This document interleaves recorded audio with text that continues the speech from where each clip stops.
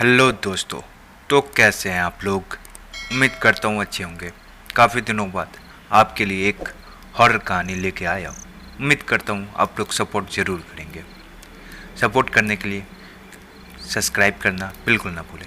ये कहानी एक खूनी कंगन की है, एक डरावनी कहानी जो एक रहस्यमय कंगन के इर्द गिर्द घूमती है। जो किसी ने भी इस रहस्यमय कंगन को पाने की कोशिश की वो अपने जान से गया। तो चलिए कहानी को स्टार्ट करते हैं। राजेश पेशे से व्यापारी था। उसकी उम्र कोई 40 साल थी। वो प्रत्येक दिन सूर्योदय होने से पहले घर से बाहर निकल जाता था। शहर के करीब 1 किलोमीटर दूर नदी में स्नान करता था। आज रात नदी के किनारे चलता हुआ घाट पर जा रहा था। तभी उसे दूर से एक लाश दिखी। लाश सड़ गई थी और उसमें से भयंकर बदबू सी आ रही थी। शायद किसी ने उसकी हत्या करके उसे नदी में फेंक दिया था। उसका एक बाजू नदी के किनारे रेत पर पड़ा था, जिसमें एक तेज चमक उसके बाजू से निकल रही थी। दूर से साफ साफ नहीं दिख रहा था। वो मुंह पर रुमाल बांधकर लाश के नजदीक गया। वो किसी नौजवान व्यक्ति की लाश थी जिसकी किसी ने बेरहमी से हत्या कर दी थी। लाश के शरीर पर जख्म के ढेर सारे निशान थे। लाश के सीने में एक खंजर आर पार निकला पड़ा था। बहुत ही भयानक दृश्य था। राज ने देखा जो चीज दूर से चमक रही थी वो लाश के बाएं हाथ में सोने का कंगन था। कंगन पर अंग्रेजी का के अक्षर खुदा हुआ था। राज को कंगन बहुत महंगा लगा। 5 तोले का जरूर रहा होगा। उसने मन ही मन बुदबुदाया। राज लालची था। उसने महंगे कंगन को देखकर उसका ईमान डोल पड़ा। यदि यह कंगन मिल जाए तो मोटी रकम हाथ लग जाएगी। राज ने कंगन निकालने की कोशिश की, परंतु दुर्गंध की वजह से वो असफल रहा, क्योंकि उसमें से बहुत तेज बदबू आ रही थी। वो बदबू की वजह से सांस भी लेना दूभर हो रहा था। राज पीछे हटकर थोड़ा सांस लिया और फिर मुंह पर रुमाल बांधकर लाश की तरफ बढ़ा। लेकिन लाश का ज्यादा वक्त पानी में रहने से वो फूल चुका था। इसी वजह से कंगन निकालना बहुत मुश्किल हो रहा था। राज ने हाथ धोए और पीछे हटकर सांस लिया और आगे बढ़कर लाश के सीने से खंजर निकाल लिया। चारों ओर मुड़कर देखा। दूर दूर तक कोई नजर नहीं आ रहा था। राज खंजर से कंगन वाला बाजू काटने लगा। लाश के सड़ने के वजह से उसे ज्यादा परेशानी नहीं हुई। कुछ ही देर में बाजू को काटकर उसमें से कंगन निकाल लिया। फिर उसके बाद उसने राहत की सांस ली। कंगन निकालते वक्त एक बात उसने नोट किया कि जो हाथ उसने काटा था वो गर्म लग रहा था, जबकि नदी का पानी बहुत ज्यादा ठंडा था। फिर इधर उधर देखा, वहां कोई नहीं था। किसी को शक न हो इसलिए उसने लाश को धक्का मारकर नदी के बीच में डाल दिया। राज के पास ज्यादा वक्त नहीं था। लोग आने वाले थे। कंगन को पानी में खंगालकर जेब में रख लिया और बिना नहाए घर वापस आ गया। घर आते ही उसने जल्दी से कंगन को गद्दे के नीचे छुपा दिया। पत्नी ने जल्दी आने का कारण पूछा तो उसने कहा देर हो रही थी इसीलिए आ गया। पत्नी ने अभी ज्यादा सवाल जवाब नहीं किया। राज पत्नी को बताना नहीं चाहता था, अन्यथा वह कंगन रखने से मना कर देती। पत्नी टोने टोटके में ज्यादा विश्वास करती थी और उससे बहुत डरती थी। राज बहुत खुश था। आज उसने जल्दी ही दुकान बंद किया और घर वापस आ गया। घर आकर उसने फिर से कंगन निकाली और हाथ से वो वजन करने लगा। कंगन की शुद्धता 22 कैरेट से कम नहीं लग रहा था। वो बहुत खुश था। फिर उसने किसी के पैरों की आवाज सुनी। वो सुनते ही उसने वो कंगन गद्दे के नीचे छुपा दिया। पत्नी थी, नाश्ता लेकर आई थी। राज नाश्ता करने लगा, पर ध्यान कंगन पर ही था। पूरे दिन शहर में किसी ने उस लाश की जिक्र नहीं की। इसका मतलब लाश बहकर दूर चली गई थी। कल जाकर कंगन सुनार को बेच दूंगा। राज यही सोच रहा था। खाना खाकर राज ने बीवी से कहा कि आज मुझे अकेले सोना है क्योंकि मेरे पेट में दर्द हो रही है। तो बीवी ने कुछ भी न कहा और वो वहाँ से चली गई। बीवी के जाते ही राज ने रूम का दरवाज़ा बंद कर दिया और कंगन को गद्दे से बाहर निकाला और चारों तरफ से देखा, किंतु वह देख के आश्चर्यचकित था कि कंगन बहुत ज़्यादा ही सुंदर था। इसको एक बार पहन कर देखता हूँ। राज ने वह कंगन अपने हाथ में पहन ली। सोने से पहले उसने कंगन वाले हाथ को देखता रहा। मन तो कर रहा था कंगन अपने पास ही रख लूं, किंतु किसी को पता चल जाएगा, इसका डर उसे सता रहा था। धीरे धीरे नींद ने उसे अपने आगोश में ले लिया। आधी रात को उसे अपने कंगन वाले हाथ में कुछ हलचल सा महसूस हुआ। रात का नींद खुल गया। फिर जो उसने देखा वो आश्चर्यचकित था। उसने देखा उसका कंगन वाला हाथ उसी के गले की तरफ आ रहा है। वो पूरी ताकत लगाकर हाथ रोकने लगा। पसीने पसीने हो चुका था, लेकिन इसका कोई फायदा हो नहीं रहा था। राज को दूसरा हाथ लगाकर फिर रोका, परंतु कंगन वाला हाथ तो जैसे फौलाद का बन चुका था। कोई शक्ति उसके हाथ को नियंत्रण कर रही थी। आज चिल्लाना चाहता था, परंतु जैसे किसी ने उसको दबोच रखा हो। उसकी सांसें भी अब उखड़ने लगी थी। उसने पूरा दम लगा दिया, परंतु उससे कुछ फायदा हुआ नहीं। कंगन वाला हाथ किसी रोबोट के तरह उसके गर्दन के समीप आ चुका था। कंगन वाला हाथ अब राज के गले पर कसने लगा था। राज चिल्लाना चाह रहा था, परंतु चिल्ला न सका। सांस रुकने लगी, आंखें उबलने लगी। राज छटपटाने लगा। सीने पर किसी का दबाव बढ़ने लगा। आंखें खोपड़ी के बाहर आती प्रतीत हो रही थी। जीभ निकलकर बाहर आ गया। राज की आंखों के आगे अंधेरा सा छा गया। उसके मुंह से खून बहने लगा। शरीर हलचल करना बंद कर चुका था। उसका हाथ पुनः सामान्य अवस्था में आ गया। सुबह देर तक दरवाजा खटखटाने के बाद जब दरवाजा नहीं खुला तो उसकी पत्नी ने पड़ोसियों से मदद मांगी। जब पड़ोसियों ने दरवाजा खोलने की कोशिश की, परंतु कोई फायदा नहीं हुआ। अंततः पुलिस को बुलाया। पुलिस वाले अंदर आए और देखा कि राज की मौत हो चुकी थी। घर में मातम का माहौल बन गया। राज की पत्नी रोने चिल्लाने लगी। पुलिस तहकीकात शुरू करेगी। एक वरिष्ठ सिपाही राम सिंह ने सबको कमरे से बाहर कर एरिया को सील कर दिया। सिपाही राम सिंह ने राज का रूम और बॉडी को चेक किया तो उसके हाथ में वह कंगन दिखाई दी। राम सिंह ने नज़र बचाकर उस कंगन को राज के हाथ से निकालकर अपने जेब में डाल दिया और कमरे की अच्छे से खोजबीन की और उसमें से कुछ डायरी, पहचान पत्र और कुछ पैसे लैब भेज दिया कि उससे कुछ पता चले आखिर राज की मृत्यु क्यों हुई थी। लेकिन उससे कुछ फायदा नहीं हुआ। सभी परेशान थे कि गले पर राज की उंगलियों के निशान कैसे हो सकते हैं।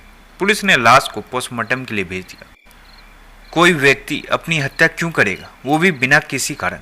और राज के मित्र भी बहुत कम थे।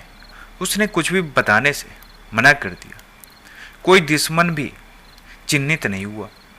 जब शाम को राम सिंह घर आया तो वो राज का कंगन अपने पत्नी शीला को देते हुए बोला, इसको संभाल कर रख दो। उसकी पत्नी ने कंगन को ध्यान से देखा, कहा, बहुत सुंदर कंगन है, किधर से लाए? फिर कोई गलत काम तो नहीं किया? यार तू भी ससला, कुछ भी लाओ तो किधर से लाया और नहीं लाओ तो कुछ नहीं लाते। मेरा कहना था ये मर्द का कंगन है और औरत का नहीं। शीला बोली, यार इसे अलमारी के सेल्फ में रख दो, मेरे भेजे को फ्राई मत करो। राम सिंह झिल्लाकर शराब के नशे में बोला, सुनो जी, आप ये गलत काम मत करो। 2 रोटी ईमानदारी से खाएंगे तो भगवान शायद हमें माफ़ कर दे। शीला ने विनती पूर्वक अपने पति से बोला। अपना एक बच्चा है, वो भी दिमाग से अपाहिज। कहीं भगवान ने आपके कर्मों की सजा उसे तो नहीं दी? राम सिंह ने गुस्से में हाथ उठाकर पत्नी से बोला, जाती हो या नहीं? जब देखो अपना ज्ञान मुझे सुनाती रहती हो। और राम सिंह शराब के नशे में औंधे मुंह बिस्तर पर जा गिरता है। ट्रिंग ट्रिंग ट्रिंग ट्रिंग की आवाज आती है। फोन की लगातार घंटी से राम सिंह का नशा टूट गया। ओए दीपक की मम्मी, देख किसका फोन आ रहा है। साला इस नौकरी की तो देखो किसका फोन है, रात को भी चैन नहीं लेने देते। फोन तुम्हारे ऑफिस से आ रहा है, शीला किचन से ही बोली। एक सेट किचन में भी रखा था, नंबर एक ही था। राम सिंह का नशा फुर से उड़ गया। वो उठकर लड़खड़ाते हुए रिसीवर उठा लिया। उधर से आवाज आई, हेलो राम सिंह, इंस्पेक्टर डिंगरा बोल रहा हूँ। जय हिंद सर, राम सिंह बोल रहा हूँ। राम सिंह, आज पोस्टमार्टम की रिपोर्ट आई है, तुम जल्द से जल्द थाने पहुंचाओ, जरूरी मीटिंग करनी है। जी सर। राम सिंह मात्र एक इंस्पेक्टर डिंगरा से डरता था। कोई दूसरा अधिकारी होता तो वो बहाने बना देता, परंतु डिंगरा से पंगा लेना उसे बहुत महंगा पड़ता था। मीटिंग रूम में इंस्पेक्टर डिंगरा, सब इंस्पेक्टर शर्मा, राम सिंह और 5 अन्य सिपाही और हवलदारों की मीटिंग हुई। इंस्पेक्टर डिंगरा ने बताया कि राज का केस स्पेशल केस है, कोई अपना गला अपने हाथों से कैसे दबा सकता है। डिंगरा बोला, आप सबको बता दूं कि उसकी मौत सांस रुकने से हुई है। एक तो गले की हड्डी टूट गई, दूसरा सीने पर किसी सख्त चीज का दबाव पड़ा। इंस्पेक्टर डिंगरा ने बात रखी, यार मान भी लिया जाए कि गले की हड्डी उसके अपने पंजे से टूटी होगी, पर सीने पर किसी सख्त चीज का दबाव, आखिर वो क्या चीज हो सकती है? इंस्पेक्टर डिंगरा ने सब इंस्पेक्टर शर्मा से पूछा। हाँ सर, ये बात तो मुझे भी परेशान कर रहा है, इंस्पेक्टर शर्मा बोला। तभी सब इंस्पेक्टर शर्मा को कुछ याद आया। राम सिंह, तुमने राज के रूम में और बॉडी को चेक किया था, कुछ संदिग्ध कुछ मिला जिसके बूते कुछ जानकारी मिल सके हमें? राम सिंह पहले शक पकाया, फिर दम नॉर्मल होकर बोला, नहीं सर, वही कुछ कागज, कुछ रुपया जेब से मिला था, मैंने सब जमा करवा दिया था। राम सिंह ने झूठ बोला। इंस्पेक्टर डिंगरा ने राम सिंह की तरफ देखा। राम सिंह, तुम घबरा क्यों रहे हो? मुझे लगता है तुम्हारा मीटिंग में मन नहीं लग रहा है। तुम्हारी तबीयत तो ठीक है ना? हाँ सर, ठीक है। अच्छा ठीक है, आप लोग अब जा सकते हैं। कुछ पता चले तो मुझे तुरंत इन्फॉर्म कर दीजिए, इंस्पेक्टर डिंगरा ने ताकीद किया। रात को 2 बज रहे थे, किंतु डिंगरा को नींद नहीं आ रही थी। वो राज की हत्या से बहुत परेशान था। वो एक एक कड़ियों को जोड़ रहा था। इंस्पेक्टर डिंगरा ने खुद से सवाल किया, कुछ तो है जो इस विवेचना के सामने नहीं आ रहा है। इंस्पेक्टर डिंगरा ने अपने सिर को खुजलाया, कुछ सोचा, फिर अटैची खोलकर मौके से लिया फोटोग्राफ देखने लगा। 1 बार 2 बार 3 बार देखने के बाद चौंक कर बोला, ये क्या है? हे भगवान, राज के हाथ में तो कंगन है। फिर कंगन किधर गया? आखिर पुलिस को कंगन क्यों नहीं मिला? कहीं राम सिंह ने वो कंगन तो नहीं छुपा लिया? डिंगरा को राम सिंह पर हमेशा से शक था। राम सिंह को इंस्पेक्टर डिंगरा ने तुरंत फोन लगाया। घंटी गई, तुरंत किसी ने फोन उठाया। इंस्पेक्टर डिंगरा को कंगन के बारे में पता करना था। कंगन बहुत ही महत्वपूर्ण था सबूत के लिए। इंस्पेक्टर डिंगरा ने गाड़ी निकाली, राम सिंह के घर की तरफ तेजी से गाड़ी दौड़ा दिया। करीब आधे घंटे के बाद वो राम सिंह के घर सामने खड़ा था। राम सिंह के दरवाजे पर जाकर इंस्पेक्टर डिंगरा ने डोर बेल बजाई। थोड़ी देर बाद उसकी पत्नी शीला ने दरवाजा खोला। शीला इंस्पेक्टर डिंगरा को अच्छी तरह से पहचानती थी। सर, आप इस समय? शीला हैरानी से बोली। प्लीज आप राम सिंह को उठाओ, उनसे कुछ जरूरी बात करनी है, इंस्पेक्टर डिंगरा बोला। अच्छा सर, शीला बोली और घर के अंदर चली गई। शीला ने राम सिंह के रूम की लाइट जलाई और उसकी चीख निकल गई। भागती हुई बाहर आई। क्या हुआ? इंस्पेक्टर डिंगरा ने हैरानी से कहा और दौड़ को रूम के अंदर गया। इंस्पेक्टर डिंगरा भी चीख पड़ा। वो दृश्य बहुत खौफनाक थी। राम सिंह की लाश बिस्तर पर पड़ी थी, जीभ बाहर को लटका हुआ था, आंखें खोपड़ी से बाहर आ गई थी। सबसे हैरानी की बात यह था कि राम सिंह का गला कटे हुए बाजू ने दबा रखा था। बाजू के हाथ में वही कंगन जिस पर केक खुदा था। इंस्पेक्टर डिंगरा ने पुलिस को फोरेंसिक टीम बुलाई। पुलिस कार्रवाई के पश्चात लाश को पोस्टमार्टम के लिए भेज दिया गया। इंस्पेक्शन रूम में इंस्पेक्टर डिंगरा और सब इंस्पेक्टर शर्मा बैठकर केस पर चर्चा कर रहे थे। सर, एक चीज समझ में नहीं आई, राम सिंह ने कंगन क्यों चुराई? सब इंस्पेक्टर शर्मा ने अपनी राय जताई। शर्मा जी, ये बात तो मेरे समझ में भी नहीं आया। कुछ याद करते हुए, यार वो कंगन अभी तक नहीं आया। Good morning sir. हवलदार वीर सिंह कक्ष के अंदर प्रवेश कर, आओ वीर सिंह, कंगन लाए? हाँ सर, वीर सिंह बोला। और उस कटे हुए बाजू के बारे में कोई जानकारी मिली? नहीं सर, पर इतना अनऑफिशियल पता चला है कि वो बाजू किसी लाश की है। वीर सिंह बोला। ठीक है, आप जाओ, इंस्पेक्टर शर्मा ने आदेश दिया। जी सर। वीर सिंह कंगन रख कर चला गया। इंस्पेक्टर डिंगरा ने कंगन को उलट पुलट कर देखा। कंगन पर अंग्रेजी में के लेटर लिखा हुआ था। सब इंस्पेक्टर शर्मा ने बिना बोले इंस्पेक्टर डिंगरा को देखकर कहा। उसे मालूम था इस समय इंस्पेक्टर डिंगरा का दिमाग 1000 किलोमीटर की गति से दौड़ रहा था। पूरे पुलिस डिपार्टमेंट में लोग डिंगरा के मुरीद थे, यहाँ तक कि एसपी और कमिश्नर साहब भी। शर्मा जी, ये केस पेचीदा हो रहा है। आखिर कोई पंजा किसी का मर्डर कैसे कर सकता है?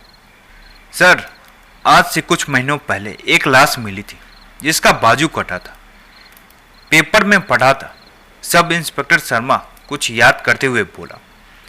ये बात इंस्पेक्टर डिंगरा ने मेज पर ठोकते हुए बोला। शर्मा जी, पेपर ढूंढो। दोनों अधिकारी उठ खड़े हुए। वीर सिंह को जब इंस्पेक्टर शर्मा ने पेपर ढूंढने का आदेश दिया, तभी ड्राइवर आकर बोला, साहब गाड़ी तैयार है। इंस्पेक्टर डिंगरा और सब इंस्पेक्टर शर्मा किसी दूसरे केस के सिलसिले में जीप में बैठे और थाने से बाहर चले गए। रात 1 बजे डिंगरा की नींद नहीं आई। वो घटना के प्रत्येक कड़ी को मिला रहा था। फिर पता नहीं कब नींद उसे अपने आगोश में ले लिया। सुबह पत्नी ने उठाया तो 8 बज रहे थे। डिंगरा ने बाथरूम की ओर दौड़ लगाई। पत्नी खड़ी होकर देख रही थी। जब दरवाजा बंद हुआ तो मुस्कुराते हुए किचन की तरफ चली गई। अगले दिन पेपर की कटिंग मेज पर रखा हुआ था। वही हाथ कटी लाश का फोटो और लिखा था, अभी युवक का पता नहीं चला। शर्मा जी, लाश अजमुनगढ़ पुलिस स्टेशन में मिली है? इंस्पेक्टर डिंगरा ने पूछा। हाँ सर, सब इंस्पेक्टर शर्मा बोले। आप तैयारी करिए, हम आज वहीं जाएंगे। Okay sir. कुछ देर बाद पुलिस की गाड़ी रोड पर सरपट दौड़ने लगी। आइए इंस्पेक्टर डिंगरा, कैसे आना हुआ? इंस्पेक्टर राव ने पूछा। चलिए अंदर बैठकर बात करेंगे, इंस्पेक्टर डिंगरा ने कहा। दोनों चलते हुए कॉन्फ्रेंस रूम में आ गए। पिछले 2 सब इंस्पेक्टर शर्मा भी। इंस्पेक्टर राव ने सिपाही को चाय का आदेश दिया और दोनों कुर्सी पर आमने सामने बैठ गए। सब इंस्पेक्टर शर्मा थोड़ी दूर पर बैठ गए। कुछ दिनों पहले एक लाश आपने नदी से बरामद की थी जिसका हाथ कटा हुआ था। इंस्पेक्टर डिंगरा ने तुरंत सवाल किया। हाँ जी, अभी 2-3-4 दिन पहले ही की बात है। कुछ पता चला कौन था? नहीं डिंगरा साहब, अभी तो पूछताछ चल रही है। उसी के सिलसिले में हम बाहर जा रहे थे, तभी आप मिल गए। आपको कुछ पता चला है? इंस्पेक्टर डिंगरा, आपको तो पता चला होगा, मेरे इलाके में 2 खून हो गए। एक तो जिसका राज्य नाम है वो व्यापारी था, दूसरा हमारा पुलिस राम सिंह, इंस्पेक्टर डिंगरा ने बताया। हाँ जी सर, मैंने भी पढ़ा था, इंस्पेक्टर राव बोला। राव साहब, ये कंगन देखिए और कटा हाथ का फोटो। हो सकता है ये आपकी कुछ मदद करे। अरे ये तो वही कटा हाथ लगता है। कमाल है डिंगरा साहब, ये कैसे हो सकता है?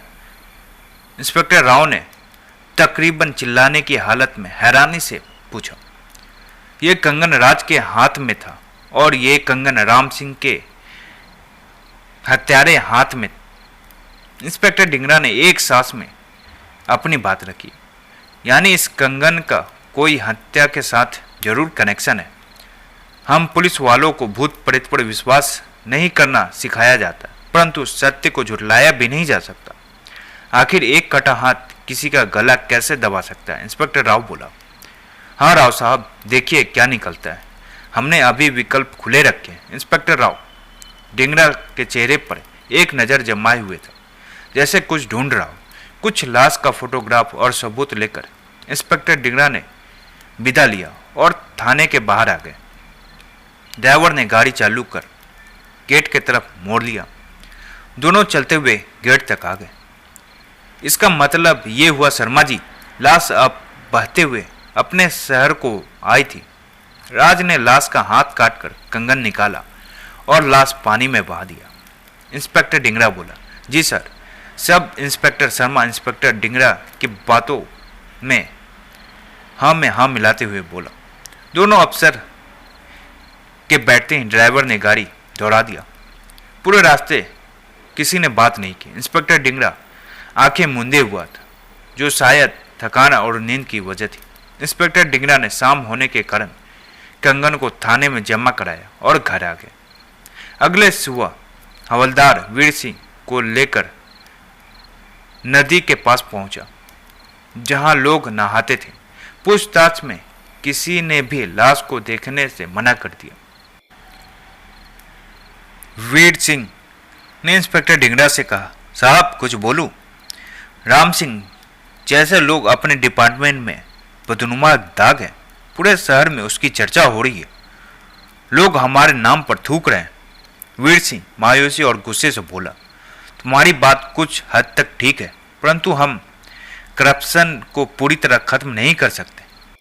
वीर सिंह, अभी हमें केस पर ध्यान देना चाहिए। वीर सिंह, अभी हमें केस पर ध्यान देना चाहिए। हमें जल्द ही हत्यारे को ढूंढना होगा। आओ मेरे साथ। डिंगरा ने वीर सिंह को इशारे किया। दोनों पैदल नदी के किनारे बहाव की उल्टी दिशा में चलने लगे। नदी के किनारे चलना आसान नहीं होता।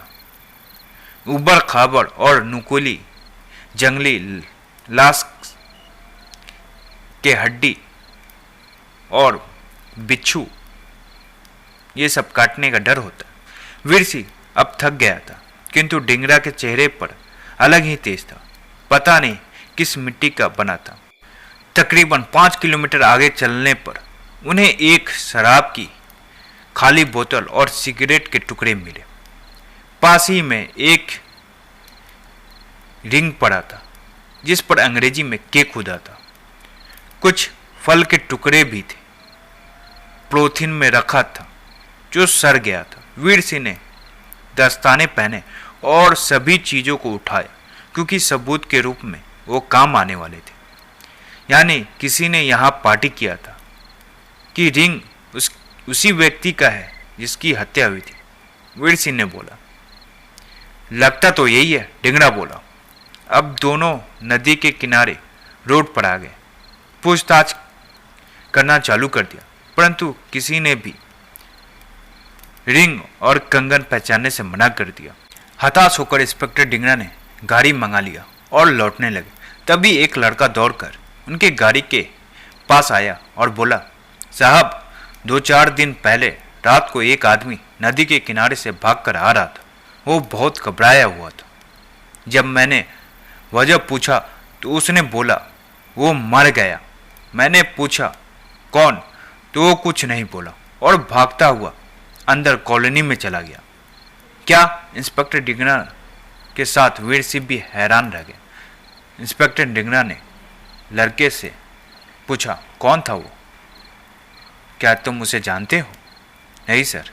मैं उन्हें नहीं जानता, लेकिन मुझे लगता है ये जानकारी आपके काम की हो सकती है। टिंगरा ने लड़के का पीठ ठपठपाया और शाबाशी दी। वीर सिंह ने कॉलोनी का पता पूछा, जिसके जवाब में लड़के ने उंगली से कॉलोनी की तरफ इशारा कर दिया। इंस्पेक्टर टिंगरा ने लड़के को उस आदमी की पहचान के लिए अपने गाड़ी में बैठा लिया और कॉलोनी के तरफ चल दिया। कॉलोनी साधारण थी, कुछ रास्ते टूटे फूटे थे। बहुत ढूंढने के बाद वो आदमी मिल गया। पुलिस को देखते ही रोने लगा।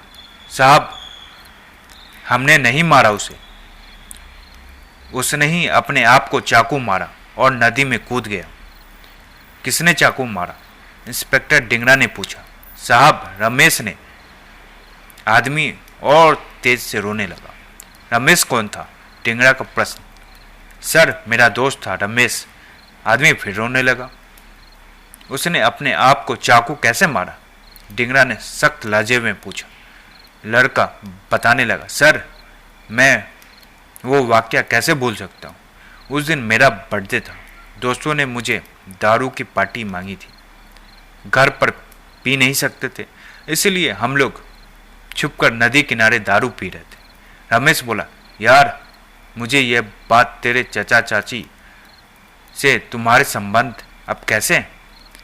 मैंने जेब से कंगन निकाला और उसे दिखाया तो मेरे चाची ने मुझे बर्थडे गिफ्ट दिया था। वो अब बदल गई है। यार, ये तो बहुत सुंदर है, सोने का लगता है। रमेश बोला। हाँ यार, है तो बहुत सुंदर, मैंने गर्व से कहा। चाची बोली थी इस कंगन को रात में सोते वक्त पहनना। क्यों, दिन में क्यों नहीं पहन सकते? रमेश व्याकुल होकर बोला। ये क्या शर्त है यार? मुझे नहीं पता, मैंने बोला। चल, मैं पहन कर देखता हूँ कैसा लगता है। और उसने वो कंगन पहन लिया। यार, मस्त है। चल, पैक बना, आज तो जमकर पिएंगे। रमेश खुश था। पार्टी फिर चालू हो गई। अचानक रमेश को घबराहट होने लगी। चेहरे पर पसीने के बूंद साफ दिख रहे थे। मैंने पूछा, रमेश, तुम ठीक हो? पता नहीं यार, मुझे कुछ अजीब सा लग रहा है। रमेश ज़्यादा घबरा गया था। उसे बेचैनी से होने लगी। मुझे लग रहा था जैसे कोई मेरे शरीर पर नियंत्रण कर रहा हो। रमेश हाँफते हुए बोला। ये क्या बोल रहा है रमेश? लगता है तुझे नशा चढ़ गया। परंतु उसने कोई जवाब नहीं दिया। मुझे देखकर उसने चाकू उठाया और मेरे तरफ ऐसे देखा जैसे कि आत्मा ने उसे शरीर पर कब्जा कर लिया। मैंने घबरा कर अपने आप को पीछे हटाया। रमेश, क्या कर रहा है यार? लेकिन रमेश ने मेरी बात नहीं सुनी। वो चिल्लाने लगा और चाकू खुद के सीने में घोंप ली। सीने से खून की पिचकारियां निकलने लगी। चाकू आर पार हो चुका था। मैं चिल्लाया, उसे बचाने की कोशिश की, परंतु वो नदी में दौड़कर छलांग मार दी। मैं उसके पीछे लपका, तब तक उसने गहरे पानी में छलांग लगा चुका था। मैं डर गया था और भागने लगा। आदमी रोते हुए बोला, तुम्हारा नाम क्या है? इंस्पेक्टर टिंगरा ने पूछा। सर, कमलेश, लड़का बोला। यानी ये रिंग तुम्हारी है? टिंगरा का सवाल। हाँ सर, मेरा है। टिंगरा ने पूछा, तुम्हारी चाची कहाँ है? हाँ सर, अंदर है। टिंगरा ने बोला, जाओ उसे बुला के लाओ। अच्छा सर, अभी बुलाता हूँ। लड़का घर के अंदर गया और तुरंत बाहर आकर बोला, सर, चाची तो घर में नहीं है। क्या तुमने हमारे आने की सूचना पहले दे दी थी? नहीं सर, मैं उन्हें क्यों बताऊंगा जब आपने आने की सूचना मुझे नहीं थी। टिंगरा को आदमी की बात सही लगी। वीर सिंह, वो औरत ज़्यादा दूर नहीं गई होगी, उसका पीछा करो, भागने ना पाए। जी सर। वीर सिंह ने पीछा करके कुछ दूर पर ही महिला को धर दबोचा। महिला भागकर बचना चाह रही थी। पूछताछ में महिला पहले तो घटना से पल्ला झाड़ने लगी, लेकिन इंस्पेक्टर ढिंगरा जैसे काबिल अफसर और पुलिसिया शक्ति के आगे टूट गई और तोते की तरह बोलना चालू कर दिया। महिला का नाम रमा था। रमा कमलेश के रिश्ते में चाची थी और कमलेश को मारकर उसकी जायदाद हड़पना चाहती थी। इसी सिलसिले में वह एक तांत्रिक से मिली और तांत्रिक ने एक कंगन बनाने के लिए कहा जिस पर के अक्षर खुदा हो। रमा अंगूठी बनवाकर तांत्रिक के पास ले गई। तांत्रिक ने 13 दिनों के कठिन तंत्र साधना के पश्चात एक खतरनाक प्रेत को उस सोने के कंगन में स्थापित कर दिया। अब वो साधारण सा दिखने वाला कंगन असाधारण प्रेत का घर था। तांत्रिक के अनुसार जो व्यक्ति उस कंगन को पहनेगा उस प्रेत उस व्यक्ति का हत्या कर देगा। कमलेश बच गया और 3 लोगों को अपनी जान गंवानी पड़ी। पुलिस ने उस महिला और तांत्रिक को गिरफ्तार कर लिया, परंतु असली हत्यारा जो प्रेत था वो पकड़ से बाहर था। प्रेत को पकड़ने के लिए अंगूठी को दूसरी तांत्रिक के पास भेजा गया। उसने प्रेत को अंगूठी से निकालकर अपने कब्जे में कर लिया। अब वह प्रेत अगले प्रतिस्थापन के लिए दूसरे तांत्रिक के कब्जे में था। यह प्रकृति प्रेत के लिए आश्चर्यचकित करने वाला हरगिज नहीं था। उसे स्वामी का आज्ञा पालन करना और किसी दूसरे इंसान या जीव को मारना नई बात नहीं थी। कंगन को कानूनी प्रक्रिया और प्रेत मुक्ति के बाद मंदिर में दान कर दिया गया। ये थी भूतिया कंगन की कहानी। तो आपको ये कहानी कैसी लगी? अगर अच्छी लगी हो तो लाइक, कमेंट और सब्सक्राइब करना बिल्कुल ना भूलिए।